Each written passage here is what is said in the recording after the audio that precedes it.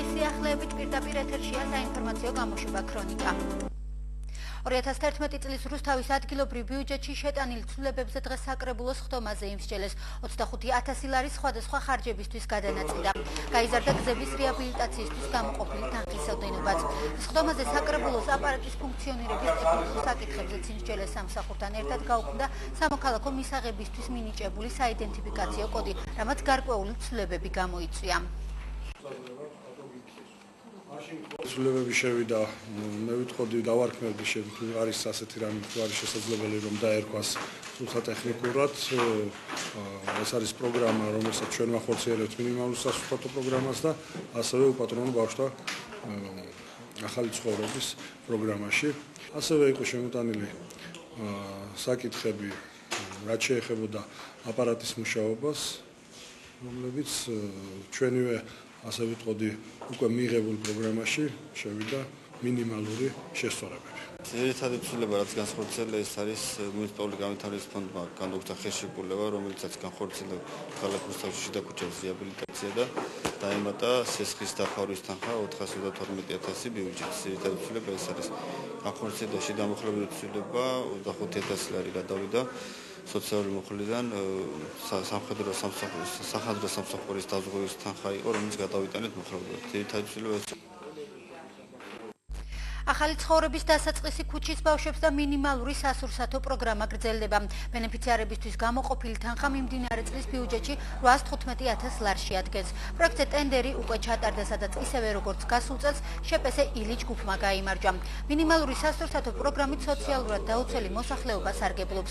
რეგისტრირებულთა ბაზა კი ყოველთვიურად სოციალური სამსახურის მონიტორინგის შესაბამისად იცვლება. მთლიანად ჰქონდა წლის დასაწყისში ბიუჯეტში 815,000, ანუ 800,000 ჰქონდა მინიმალურ სასურსათო პროგრამაზე და 15,000 ქუჩის ბავშვებზე. ჩვენ ერთიანად გამოვაცხადეთ ქუჩის ბავშვების პროგრამის კვებაზე და მინიმალური სასურსათო პროგრამის კვებაზე, ვინაიდან გაიმარჯვა ერთი და იგივე ერთმა კომპანიამ, უბრალოდ თანხები გადანაწილდა 15,000 ლარი ჰქონდა ქუჩის ბავშვებზე გათვალისწინებული და 19,000 ლარზე გაფორმდა ხელშეკრულება, ამიტომ ცვლილება შევიდა ამ პროგრამიდან გადმოვიდა ეს გარკვეული სხვაობა, ეს თანხა ქუჩის ბავშვების პროგრამაში. მორიგის საქველმოქმედო აქცია შეზღუდული შესაძლებლობების მქონე პირთა ცენტრში ქალაქის ხელმძღვანელობის ინიციატივით გარდაბნის რაიონულ საავადმყოფოსა და თბილისის ნომერ მე-5 კლინიკური საავადმყოფოს ექიმებმა ბენეფიციარებს სამედიცინო გამოკვლევები ჩაუტარეს. ფსიქიატრმა, თერაპევტმა, ნევროპათოლოგმა, გინეკოლოგმა და სხვა პროფილის ექიმებმა კონსულტაცია 60-მდე ბენეფიციარს და მათ მშობლებს გაუწიეს. ორგანიზატორებმა აქციის ფარგლებში შეზღუდული შესაძლებლობების მქონე ცენტრს საჭირო მედიკამენტები და ჰიგიენის საშუალებებიც გადასცეს.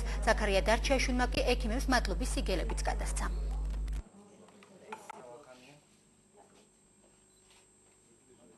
მათზე ზრუნვა თითოეული ჩვენთაგანის საზოგადოების ყველა წევრის მოვალეობა.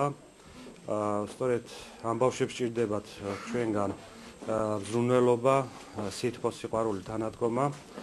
მე მინდა დიდი მადლობა გადაუხადო რუსთავის არსებულს, გარდაბნის რაიონულ საავადმყოფოს, თბილისის მე-5 კლინიკურ საავადმყოფოს, ყველა მედპერსონალს, ყველა ექიმს. ტარდება უფასო აქცია. ამ აქციის ფარგლებში დაგეგმილია უფასო გამოკვლევები და შესაბამისად უფასოდ მედიკამენტებით უზრუნველყოფა. ქალაქ რუსთავის მერის ინიციატივით ტარდება ეს აქცია. აქციაში მონაწილეობენ გარდაბნის საავადმყოფოს ექიმები, ასევე ქალაქ თბილისის ნომერ მე-5 კლინიკური საავადმყოფოს ექიმები. უტარდებათ სხვადასხვა პროფილის გამოკვლევები და ენიშნებათ შესაბამის მედიკამენტები, რომელიც გადაეცემათ ასევე უფასოდ. ნამდვილად დროული იყო, ჩვენ გვყავდა 1-2 კვირის წინ ფსიქიატრი თბილისიდან, ისევ თვითმმართველი მერიის დახმარებით და გამოიკვეთა, რომ იყო ესეთი რაღაც დაავადებები ბავშვებში, მშობლებში, ვის საჭიროებდნენ ესეთ გამოკვლევას და ვთხოვეთ ჩვენს ქალბატონ შორენა გარდაფხადეს ბატონ ზაქროს და დაგვეხმარნენ და ძალიან კარგი აქცია.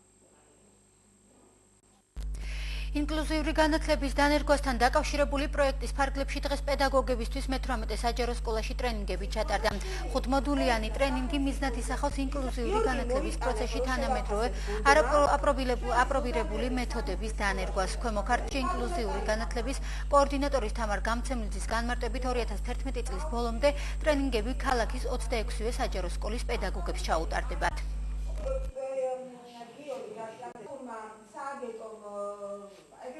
პედაგოგები გაეცნობიან 5 აუცილებელ მოდულს.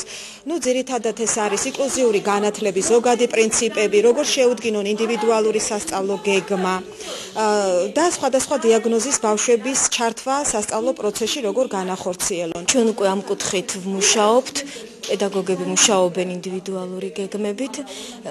ამის გარდა ძალიან მნიშვნელოვანი იყო ყველა პედაგოგს გაევლო ეს ტრენინგი, რომ უკეთესად მეტი გამოცდილება და მეტი ცოდნა ჰქონოდა ამ განათლების, ინკლუზიური განათლების საქმეში. მე მყავს სმენა დაქვეითებული, ფაქტიურად ძალიან დაბალი დონის სმენა დაქვეითებული, მე-13 ხარისხის სმენა დაქვეითებული მოსწავლეა, ვერ მეტყველებს და მეორე კლასში, ეს პირველ კლასში შემოსული და მუშაობთ მაქსიმალურად და ჩართული ვარ, თუ კი სადმე რაიმე ინფორმაციას მოვიძიებ, მაქსიმალურად ვცდილობ ამ თანამედროვე მეთოდებით ყველანაირად დავნერგო ამბავსთან მუშაობა და ეს ტრენინგი ჩემთვის ძალიან მნიშვნელოვანია.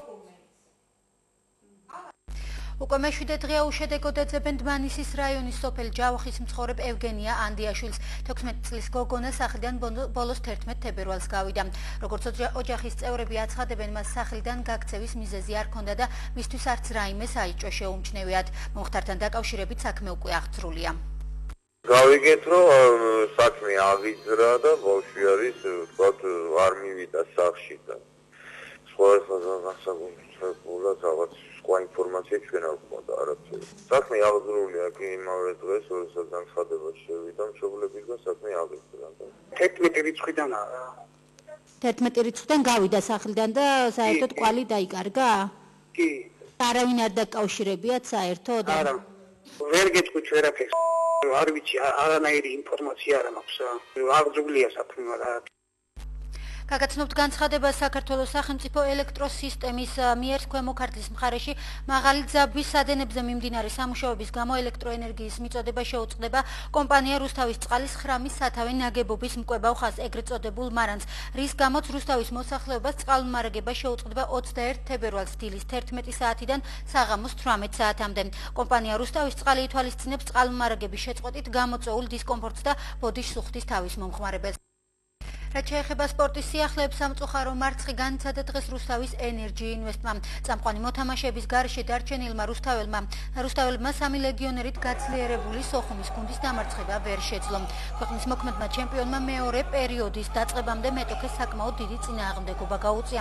თუმცა ბოლო პერიოდში რუსთაველებს ძალები არ ეყოთ და 18 ქულიანი სხობით 73-55 დამარცხდნენ. აღსანიშნავია სოხუმელთა ლეგიონერის ლუჯი ჰარიზის თამაში, რომელმაც გუნდს 20 ქულა შემატა. რუსთაველთა მხრიდან კი ყველაზე შედეგიანი ზურა მაჭავარიანი და სამუელ ლამო იყვნენ. მათ საკუთარ ანგარიშზე 15 ქულა ჩაიწერეს. მეორე ნახევრის პირველი პერიოდიც ვიგებდით წინ ვიყავით, მაგრამ საბოლოო ჯამში გამოჩნდა, რომ ამ ეტაპზე ალბათ სოხუმი ჩვენ ძლიერი გუნდია და გულთადად მივროცა მათ გამარჯვებას. ისევე როგორც ყველა გუნდს შეიძლება ქონდეს ჩავარდნას.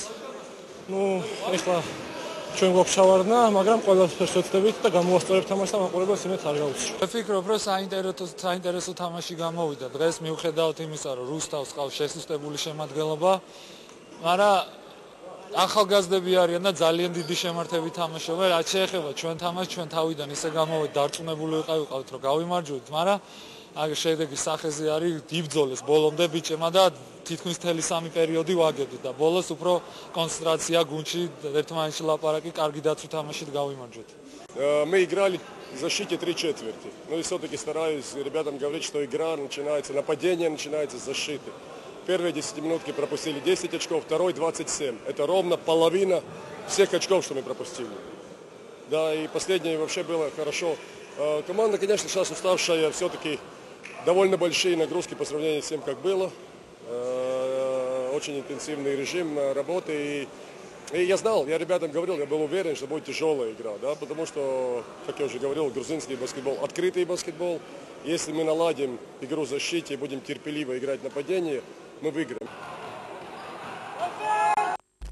საქართველოს ეროვნული ჩემპიონატის მე-20 ტურის მატჩი ქუთაისის ტორპედოსა და რუსთავის ოლიმპიშორის ქუთაისის ნაცვლად რუსთავში ჩატარდება. მიზეზი დიდ თოვლობაა, რის გამოც ქუთაისელები საკუთარ მოედანზე თამაშს ვერ ახერხებენ.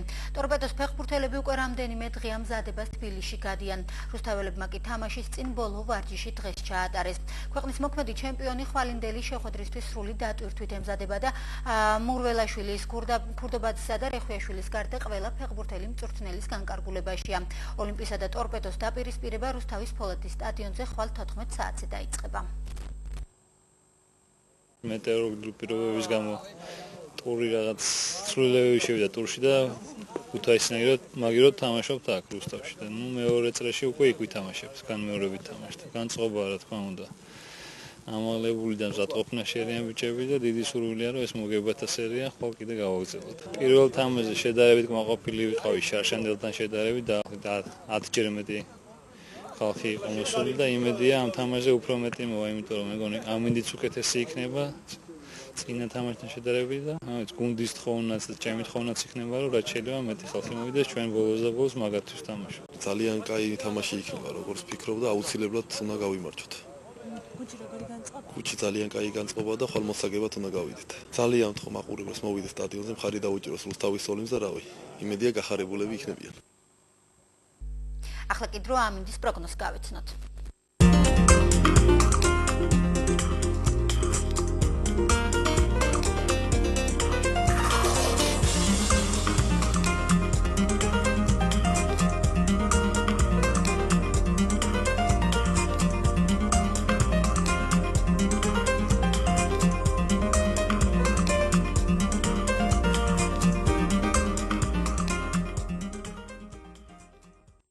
ასეთი იყო ჩემს ხელთ არსებული ინფორმაციები, ქრონიკა დასრულებულია მომავალ შეხვედრამდე, გემშვიდობებით.